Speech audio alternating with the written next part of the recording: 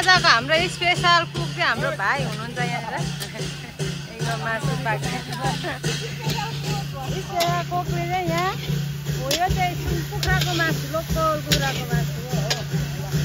हाम्रो चाहिँ यहाँ भात पाक्दैछ है यहाँ ताम्रे गाइडहरूलाई चाहिँ हाम्रो एउटा फुल टिम सालपाङहरूको चाहिँ एकदमै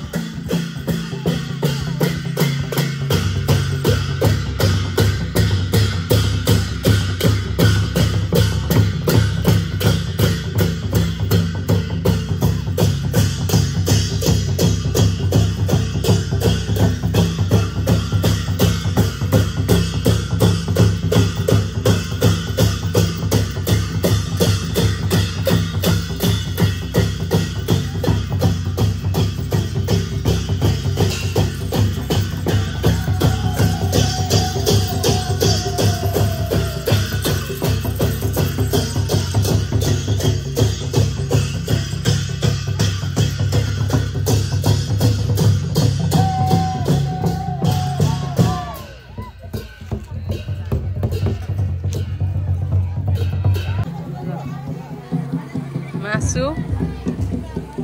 यहाँ टमाटर हामीले ढोल उयो गर्यौं ढोल राख्ने हाम्रो ढोल राख्ने घर अनि हाम्रो बुल्टिम साम्पाङको एउटा सामूहिक चुला बनाउने घर बनाउने पनि भन्ने हाम्रो एउटा निर्णय पनि हुँदैछ त्यसमा चाहिँ सबैजना लागि परौँ भन्ने अघि नै भनौँ भन्ने मेरो सोचाइ थियो तर अब त्यस्तै हतार गर्ने अब त्यसै कारण अलि मिलेन त्यतिखेर अलि हल्ला पनि भइरहेको थियो ठिकै छ यही कुरा मैले यहाँ राख्दा यहाँ सबैले नै